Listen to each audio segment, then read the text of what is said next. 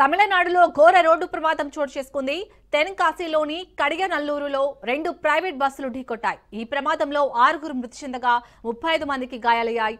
మృతుల్లో చిన్నారులు, మహిళలు ఉన్నారు. మృతుల సంఖ్య మరింత పెరిగే అవకాశం ఉంది.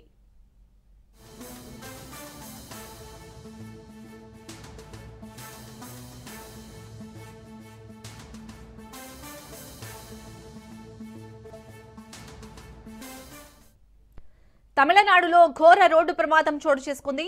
తెన్కాశీలోని కడియనల్లూరులో 2 ప్రైవేట్ బస్సులు ఢీకొట్టాయి. ఈ ప్రమాదంలో 6 మృతి చెందగా 35 మందికి గాయాలయ్యాయి. మృతుల్లో చిన్నారులు, మహిళలు ఉన్నారు. మృతుల సంఖ్య మరింత పెరిగే అవకాశం ఉంది.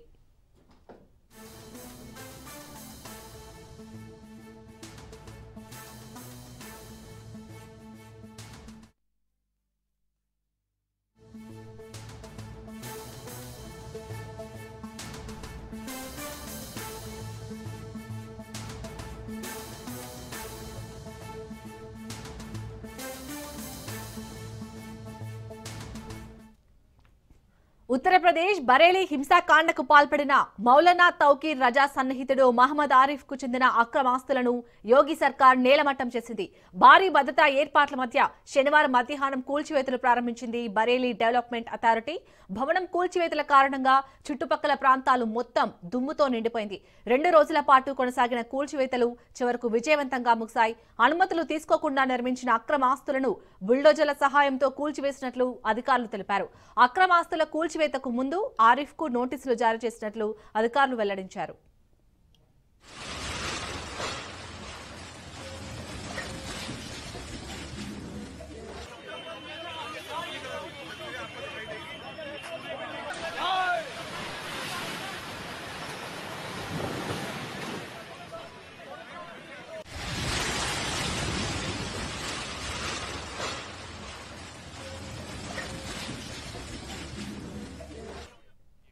ఉత్తరప్రదేశ్ బరేలీ హింసాకాండకు పాల్పడిన మౌలానా తౌకీర్ రజా సన్నిహితుడు మహమ్మద్ ఆరిఫ్ కు చెందిన అక్రమాస్తులను యోగి సర్కార్ నేలమట్టం చేసింది. భారీ భద్రత ఏర్పాట్ల మధ్య శనివారం మధ్యాహ్నం ఈ కూల్చివేతలను ప్రారంభించింది బరేలీ డెవలప్మెంట్ అథారిటీ. భవనం కూల్చివేతల కారణంగా చుట్టుపక్కల ప్రాంతాలు మొత్తం దుమ్ముతో నిండిపోయింది. 2 రోజుల పాటు కొనసాగిన కూల్చివేతలు చివరకు విజయవంతంగా ముగిశాయి. అనుమతులు తీసుకోకుండా నిర్మించిన అక్రమాస్తులను బుల్డోజర్ల సహాయంతో కూల్చివేసినట్లు అధికారులు తెలిపారు. అక్రమాస్తుల కూల్చివేతకు ముందు ఆరిఫ్ కు నోటీసులు జారీ చేసినట్లు అధికారులు వెల్లడించారు.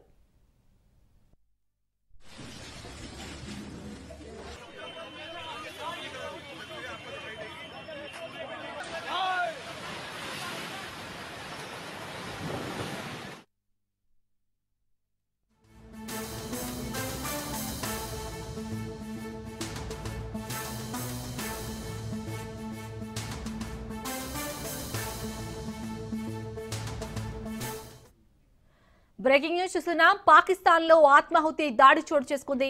ఈ ఘటనలో 2 పారామిలిటరీ సిబ్బంది మరణించగా పలువురు గాయపడ్డారు. పెషావర్లోని ఫ్రంటియర్ కోర్ ప్రధాన కార్యాలయంపై ఉగ్రవాదులు దాడులు చేశారు. పారామిలిటరీ కార్యాలయం కాంపౌండ్ లోపల వరుస పేలుళ్లు జరిగాయి.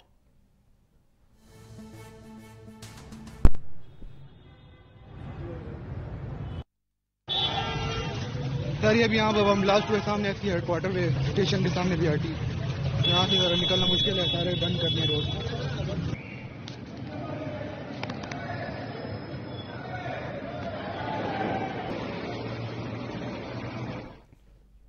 ఇవాళ ఉదయం పెషావర్లోని ఫ్రంటియర్ కోర్ ప్రధాన కార్యాలయం గేట్ వద్ద పేలుడు సంభవించింది. అనంతరం సమీపంలోని సైకిల్ స్టాండ్ వద్ద మరో పేలుడు చోటు చేసుకుంది. కార్యాలయాన్ని 3 ఉగ్రవాదులు ముట్టడించినట్లు కనుగొన్న భద్రతా బలగాలు వారిపై కాల్పులు జరిపారు. ఇరు వర్గాల మధ్య జరిగిన కాల్పుల్లో 2 పారామిలిటరీ సిబ్బంది మరణించగా 4 గాయపడ్డారు. క్షతగాత్రులను ఆసుపత్రికి తరలించారు.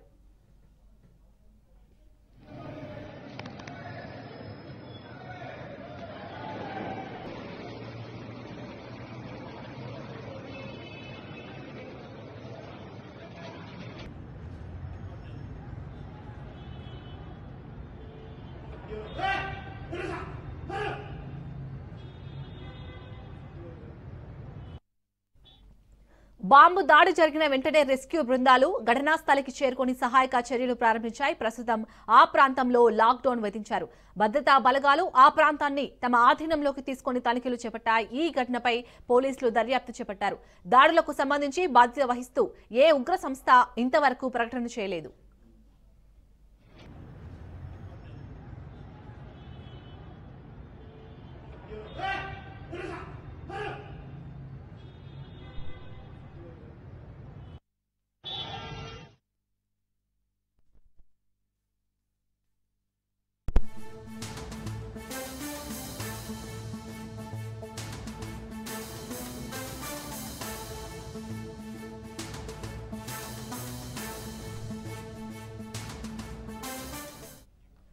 బ్రేకింగ్ న్యూస్ చూస్తున్నాం. తెలంగాణలో పంచాయతీ ఎన్నికలకు ప్రభుత్వం కసరత్తు చేస్తోంది.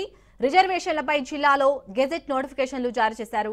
కలెక్టర్ల నుంచి ప్రభుత్వానికి గెజెట్ నోటిఫికేషన్స్ చేరాయి. సాయంత్రం వీటిని ఈసీకి పంపనుంది పంచాయతీరాజ్ శాఖ.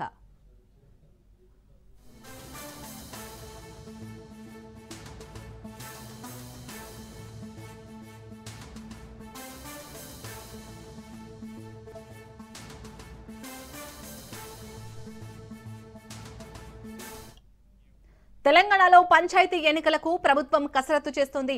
రిజర్వేషన్లపై జిల్లాలో గెజెట్ నోటిఫికేషన్లు జారీ చేశారు. కలెక్టర్ల నుంచి ప్రభుత్వానికి గెజెట్ నోటిఫికేషన్స్ చేరాయి. సాయంత్రం వీటిని ఈసీకి పంపనుంది పంచాయతీరాజ్ శాఖ. రైట్ గా ఇదే అంశానికి సంబంధించి పూర్తి డీటెయిల్స్ మా ప్రతినిధి సునీల్ అందిస్తారు. సునీల్, మొత్తానికైతే రిజర్వేషన్లపై ఇటు జిల్లాలో గెజెట్ నోటిఫికేషన్ల జారీకి సంబంధించి అప్డేట్స్ ఏంటి? తెలంగాణ రాష్ట్ర వ్యాప్తంగా గ్రామ పంచాయతీ ఎన్నికలను నిర్వహించేందుకు రాష్ట్ర ప్రభుత్వము కొంచెం స్పీడప్ పెంచిందని చెప్పాలి. ఎందుకంటే ఇప్పటికే మనం చూసాము, క్యాబినెట్ మొట్టమొదటిసారిగా గ్రామ పంచాయతీ ఎన్నికలు నిర్వహించాలని క్యాబినెట్ ఆమోదం తెలిపింది. ఈ నేపథ్యంలోనే తెలంగాణ రాష్ట్ర వ్యాప్తంగా ఉన్నటువంటి అన్ని జిల్లాల్లో పెండింగ్లో ఉన్నారు. దాదాపు 20 నెలల నుంచి సర్పంచులు, అదేవిధంగా వార్డు మెంబర్లు కూడా ఇప్పటివరకే ఎన్నికలు నిర్వహించలేదు. కాబట్టి ఇక ఎన్నికలు అంటే పాత పద్ధతి ద్వారా 2018 రిజర్వేషన్లు ఏ విధంగా ఉన్నాయో ఆ తరహాలోనే మళ్ళీ ఈసారి ఎన్నికలు నిర్వహించాలని రాష్ట్ర ప్రభుత్వము క్యాబినెట్ అప్రూవల్ కూడా తెలిపింది. కాబట్టి ప్రస్తుతం దీనికి సంబంధించినటువంటి విధి విధానాలు మొత్తం కూడా అధికారులకు పంచాయత్ శాఖ జీవో ద్వారా విడుదల చేయడం జరిగింది.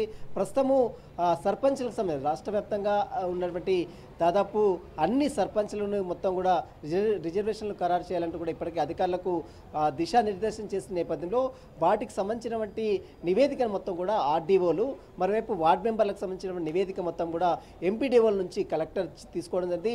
కలెక్టర్ ఈరోజు కొద్దిసేపమే రాష్ట్ర ప్రభుత్వానికి ఆ రిజర్వేషన్లకు సంబంధించినటువంటి నివేదికను మొత్తం కూడా అటు చీఫ్ సెక్రటరీకి సమర్పించడం జరిగింది.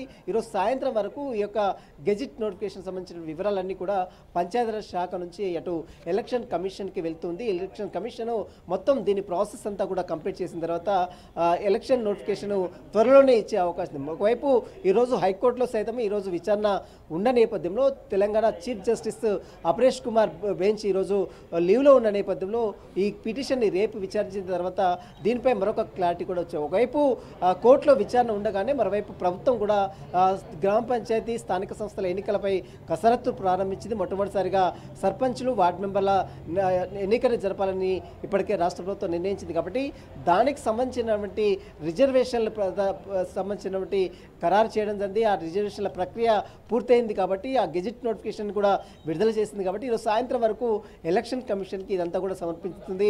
ఎలక్షన్ కమిషన్ అన్ని పరిశీలించిన తర్వాత నోటిఫికేషన్స్ కూడా 1-2 రోజుల్లోనే వెలువచ్చే అవకాశం. ప్రస్తుతం అయితే గెజిట్ నోటిఫికేషన్ విడుదలైంది. ఈరోజు సాయంత్రం వరకు పంచాయతీరాజ్ శాఖ ఆ గెజిట్ నోటిఫికేషన్ ఎన్నికల కమిషన్కి సమర్పిస్తుంది. ఈరోజు కోర్టు హీరింగ్ ఉన్న నేపథ్యంలో దాన్ని రేపటికి వాయిదా వేసింది. రేపు చీఫ్ జస్టిస్ వచ్చిన తర్వాత ప్రభుత్వం నివేదికను కూడా అంటే ఎలక్షన్స్కి వెళ్తాము, పాత రిజర్వేషన్ పద్ధతి ద్వారానే ఎలక్షన్స్ వెళ్తాం. ఎందుకంటే గతంలో 42 రిజర్వేషన్ కల్పిస్తూ అటు రాష్ట్ర ప్రభుత్వము తీర్మానం చేసినప్పటికీ కూడా అది గవర్నర్ దగ్గర ఇంకా పెండింగ్లో ఉంది. ఆ తర్వాత మళ్ళీ అటు హైకోర్టులోను సుప్రీంకోర్టులోను రాష్ట్ర ప్రభుత్వానికి కొంత చుక్కేదైన నేపథ్యంలో పాత రిజర్వేషన్ పద్ధతి ద్వారానే గ్రామ పంచాయతీ ఎన్నికలను నిర్వహించాలని రాష్ట్ర ప్రభుత్వము క్యాబినెట్ నిర్ణయించింది. ఆ క్యాబినెట్ నిర్ణయించిన దాని ప్రకారమే రిజర్వేషన్లు కూడా అధికారులు ఖరారు చేశారు. ఆ ఖరారు చేసినటువంటి రిజర్వేషన్ గెజిట్ని ఈరోజు విడుదల చేసి రాష్ట్ర ప్రభుత్వానికి చేరింది. రాష్ట్ర ప్రభుత్వం ఈరోజు సాయంత్రం వరకు పంచాయతీరాజ్ శాఖ నుంచి ఎలక్షన్ కమిషన్ కూడా వెళ్లే అవకాశం ఉంది. Right, thank you Sunil.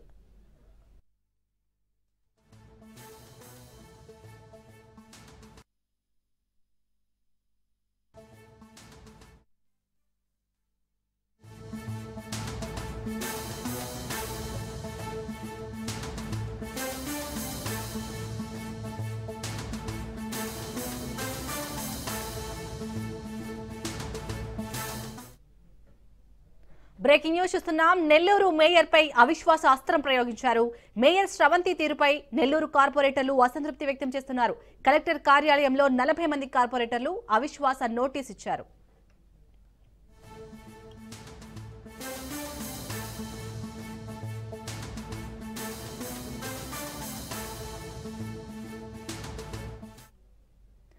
Nellore mayor పై అవిశ్వాస అస్త్రం ప్రయోగించారు. మేయర్ శ్రవంతి తీరుపై నెల్లూరు కార్పొరేటర్లు అసంతృప్తి వ్యక్తం చేస్తున్నారు. కలెక్టర్ కార్యాలయంలో 40 మంది కార్పొరేటర్లు అవిశ్వాస నోటీస్ ఇచ్చారు. రైట్, ఇక ఇదే అంశానికి సంబంధించి పూర్తి డీటెయిల్స్ మా ప్రతినిధి చరిత్ అందిస్తారు. చరిత్, అసలు నెల్లూరు మేయర్ శ్రవంతి తీరుపై ఎందుకు అక్కడ కార్పొరేటర్లు అసంతృప్తిగా ఉన్నారు? అప్డేట్స్ ఏంటి? Thank you.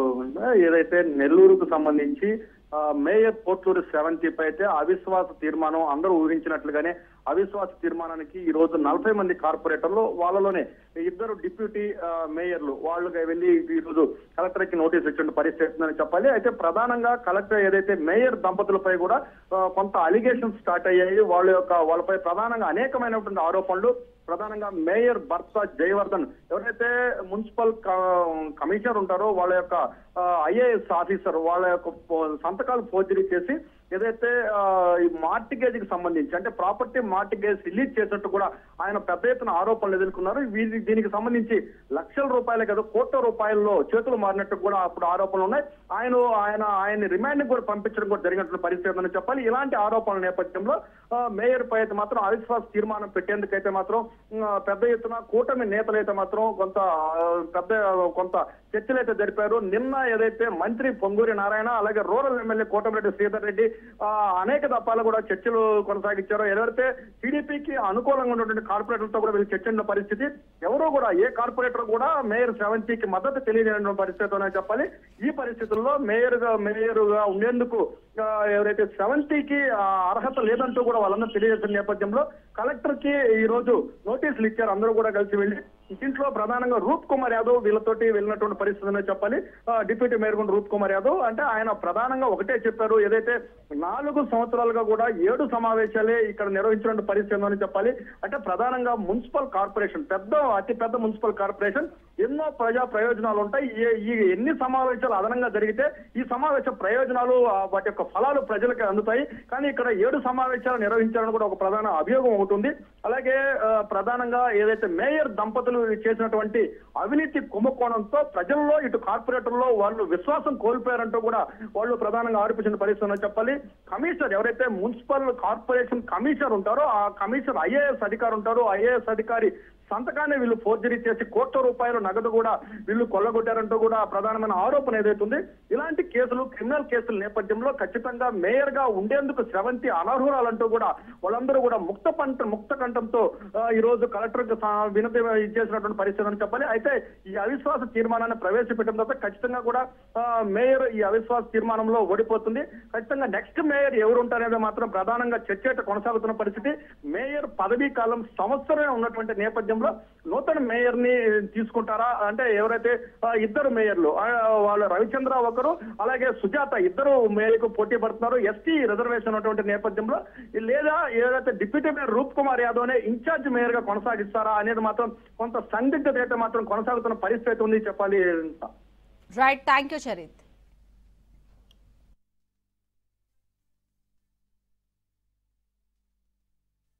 నెల్లూరు నగర కార్పొరేషన్ మేయర్ గారైనటువంటి శ్రీమతి పొట్లూరు శ్రవంతి గారి మీద నెల్లూరు నగరపాలక సంస్థలో ప్రాతినిధ్యం వహిస్తున్నటువంటి 40 మంది కార్పొరేటర్లు, నేను నాతో సహా మరొక డిప్యూటీ మేయర్ శ్రీమతి తహసీన్ ఇంతియాజ్ గారు, ఇతర కార్పొరేటర్లు సహచర కార్పొరేటర్లందరితో కలిసి ఈరోజు municipal corporation act section 91(a) ప్రకారం మేయర్ గారి మీద అవిశ్వాసం పెట్టమని చెప్పి గౌరవ కలెక్టర్ గారికి నోటీస్ ఇవ్వడం జరిగింది. ఏదైతే మా కౌన్సిల్ ఏర్పడి 4 సంవత్సరాల కాలం నిన్నటితో పూర్తయింది. 7 అంటే 7 మాత్రమే సమావేశాలు ఏర్పాటు చేయడం జరిగింది. కమిషనర్ సంతకాలు ఫోర్జరీ చేసి మున్సిపల్ కార్పొరేషన్కి రావాల్సినటువంటి కోట్లాది రూపాయల రాబడిని సొంత జోబిల్లోకి వేసుకొని క్రిమినల్ కేసులు పెట్టించుకొని జైళ్లు పాలై ఈ యొక్క మేయర్ గారి భర్త, పేరుకి మేయర్ గారి భర్త పూర్తిగా ఈ కార్యక్రమాలన్నీ ఎక్కడ జరిగినాయి, ఎలా జరిగినాయి అనేది నేను కొత్తగా మీకు చెప్పాల్సిన అవసరం లే. ప్రతి నెల కానీ 2 నెలలకో 3 నెలలకో కానీ కార్పొరేషన్లో చర్చించుకొని ఆ సమస్యలను పరిష్కరించాలి మేము యాక్చువల్గా. కానీ అటువంటి అవకాశమే లేకుండా పోయింది నెల్లూరు నగరంలో. ఎప్పుడో 4 సంవత్సరాలు కంప్లీట్ అయింది ఈ రోజుకి మేము కార్పొరేటర్లుగా గెలిచి. ఇప్పటికి 7 సార్లే సమావేశాలు ఏర్పాటు చేశారంటే మా సమస్యలు మేము ఏం చెప్పగలం? కార్పొరేషన్లో జనరల్గా నెలకో 2 నెలలకో 3 నెలలకో సమావేశాలు ఏర్పాటు చేస్తూ మాకున్న సమస్యల్ని అక్కడ డిస్కషన్ చేసి అభివృద్ధి చేయాలి అనే ఉద్దేశంతో వచ్చాం మేము ఎవరం కూడా. ఈ రోజుకి ఎంత దారుణంగా ఉందంటే సమావేశాలే ఏర్పాటు చేయట్లేదు. నెల్లూరు నగరం అభివృద్ధి చెందాలంటే ఇంకా ముందు ప్రగతి పదంలో ఇంకా ముందుకు దూసుకుపోవాలంటే మేయర్ గారి సహకారం కావాలి. కాబట్టి మేయర్ గారిని అవిశ్వాస తీర్మానం ద్వారా మేము ఇవాళ మా కార్పొరేటర్లందరం కలిసి అవిశ్వాస తీర్మానాన్ని అందించడం జరిగింది. భవిష్యత్తులో మంచి వ్యక్తిని మేయర్గా ప్రకటిస్తాం.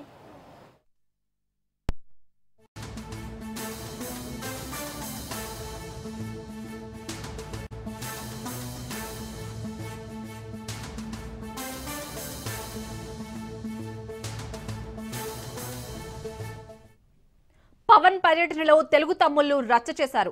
మధురపూడి విమానాశ్రయంలో టీడీపీ శ్రేణులు గొడవకు దిగారు. టీడీపీ నాయకులను పోలీసులు అడ్డుకున్నారు. దీంతో పోలీసులకు టీడీపీ కార్యకర్తలకు మధ్య వాగ్వాదం చోటు చేసుకుంది.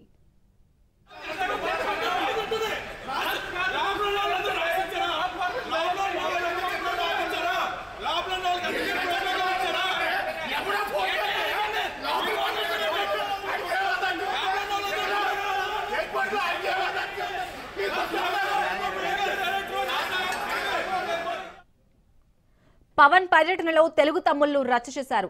మధురపూడి విమానాశ్రయంలో టీడీపీ శ్రేణులు గొడవకు దిగారు. టీడీపీ నాయకులను పోలీసులు అడ్డుకున్నారు. దీంతో పోలీసులకు టీడీపీ కార్యకర్తలకు మధ్య వాగ్వాదం చోటు చేసుకుంది.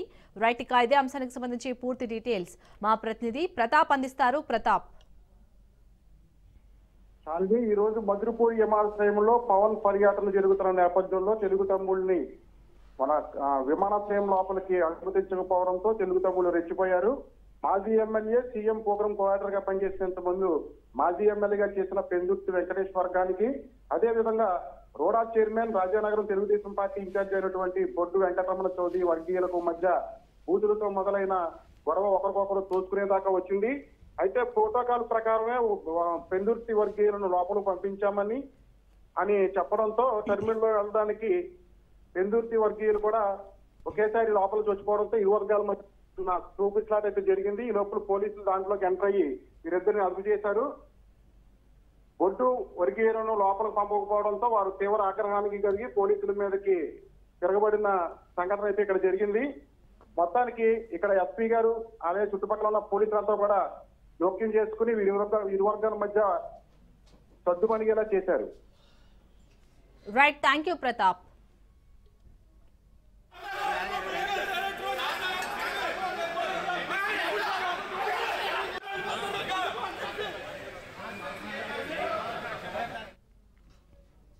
విజయ డైరీకి సంబంధించిన నంద్యాల జిల్లా ఆలగడ్డ పాల సొసైటీ ఎన్నికలు ఉత్కంఠ రేపుతోంది.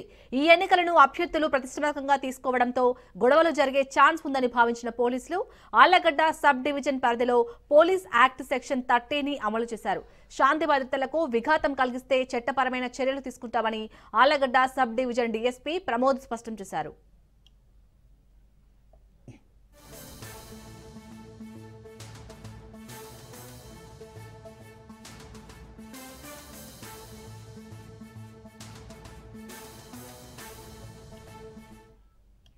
విజయ డైరీకి సంబంధించిన నంద్యాల జిల్లా ఆలగడ్డ పాల సొసైటీ ఎన్నికలు ఉత్కంఠ రేపుతోంది.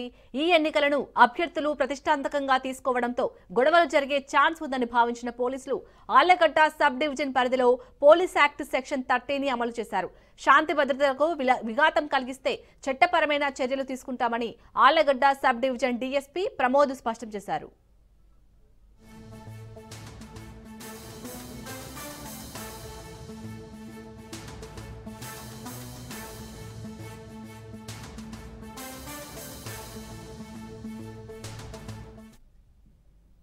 ఎన్టీఆర్ జిల్లా కొండపల్లి గర్ల్స్ హై స్కూల్లో పాములు కలకలం రేపాయి. విపరీతంగా పాములు తిరుగుతున్న అధికారులు పట్టించుకోవడం లేదు. ఉదయం స్కూల్ కి వెళ్లిన విద్యార్థులకు పాములు దర్శనమిచ్చాయి. స్కూల్ సమీపంలో డ్యూటీలో ఉన్న పోలీసులకు విద్యార్థులు సమాచారం ఇచ్చారు. పాములను కానిస్టేబుళ్లు కొట్టి చంపారు. పాముల బెడరతో విద్యార్థులు బిక్కుబిక్కుమంటున్నారు. పాముల సమస్యను పరిష్కరించాలని విద్యార్థుల తల్లిదండ్రులు డిమాండ్ చేస్తున్నారు.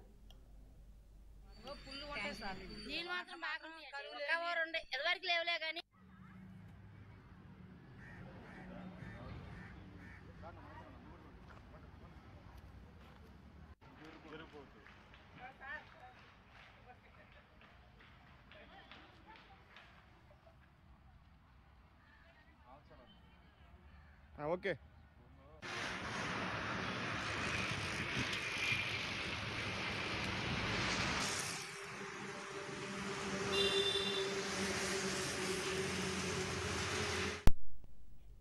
భద్రాద్రి కొత్తగూడెం జిల్లాలో ఆదివాసీలు నిరసనకు దిగారు. కొత్తగూడెం సమీపంలోని పడిగంగింపు గ్రామ రోడ్డు విషయంలో గ్రామస్తులు కాంట్రాక్టర్ మధ్య సమస్య తలెత్తింది. రోడ్డు విషయంలో కాంట్రాక్టర్ ని ప్రశ్నిస్తే తమతో అనుచితంగా ప్రవర్తించడమే కాకుండా రోడ్డు ఉండదు ఏముండదు అని బెదిరింపులకు దిగినట్లు అక్కడి స్థానికులు తెలిపారు. తమ గ్రామానికి శాంక్షన్ అయిన 12 అడుగుల రోడ్డును 10 అడుగులకు వేస్తున్న కాంట్రాక్టర్ పై చర్యలు తీసుకోవాలని ఆదివాసీలు డిమాండ్ చేశారు. ఇక ఇదే విషయంపై మా భద్రాద్రి కొత్తగూడెం జిల్లా ప్రతినిధి నవీన్ మరింత సమాచారం అందిస్తారు.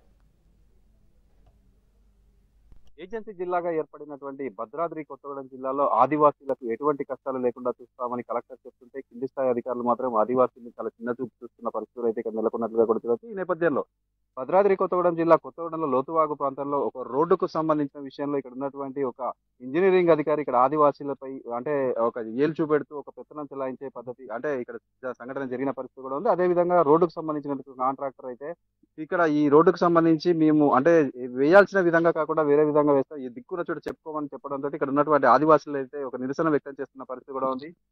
ఈ నేపథ్యంలో మనతో మాట్లాడడానికి ఇక్కడ కొంతమంది గ్రామస్తులు ఉన్నారు. వారిని అడిగి మరికొంత సమాచారం తెలుసుకుందాం. సార్ చెప్పండి, అసలు ఏం జరిగింది, దేని వలన ఇక్కడ ఏదైతే లక్ష్మీదేవిపల్లి మండలం లోతువా గ్రామ పంచాయతీలో ఏదైతే 9వ నెల 15వ తారీఖు 25 లక్షల రూపాయలతోటి మరి సిఆర్ఆర్ ఎస్సిపి అని చెప్పేసి 25 లక్షలతో గౌరవ ఎమ్మెల్యే గారు ఇక్కడ శంకుస్థాపన 4 రోడ్లకి శంకుస్థాపన చేసిండ్రు. ఆ 4 రోడ్లలో భాగంగా ఏదైతే ఈ పడిగ గుంపు ఏదైతే మారుమూల ఏజెన్సీ గ్రామం కొత్తగూడెం టౌన్ ఆనుకొని మరి ఇక్కడ 300 అడుగులు పొడవు ఉన్నట్టు రోడ్డుని మరి ఆ రోజు శాంక్షన్ చేసి ఎమ్మెల్యే గారి ఆధ్వర్యంలో 12 అడుగులు అని చెప్పేసి ఒప్పందం అయింది. మరి గత 3 రోజుల క్రితం ఏదైతే ఇంజనీరింగ్ సంబంధించినటువంటి రోడ్డు సంబంధించిన అధికారులు మరి 10 అడుగులే అని చెప్పేసి వారిని మరి గ్రామస్తుల్ని కొద్దిగా మరి ఏదో మరి బెదిరించని చెప్పేసి వారిని మీకు రోడ్డు రాదు, మీకు ఇవ్వము, అవసరమైతే మీరు కాగితం రాసినని చెప్పేసి మరి ఒక ఉన్నత అధికారి మాట్లాడటం ఇది భావ్యం కాదు. మరి ఇది ఏజెన్సీ ప్రాంతం ఇప్పుడిప్పుడే అభివృద్ధి చెందుతుంది. ప్రభుత్వం మరి రోడ్లు ఇస్తున్న క్రమంలో ఇట్లాంటి మరి అధికారులు నిర్లక్ష్య వైఖరితోటి చేసేది మాత్రం దీనిపై గౌరవ ఎమ్మెల్యే గారు కావచ్చు, గౌరవ జిల్లా కలెక్టర్ గారు దీనిపై చర్యలు తీసుకోవాలా. బడాబాబులు రియల్ ఎస్టేట్ సంబంధించిన వ్యక్తులు ఉన్నటువంటి ప్రాంతాల్లో వాళ్ళకేం 12 అడుగులు ఎత్తారు.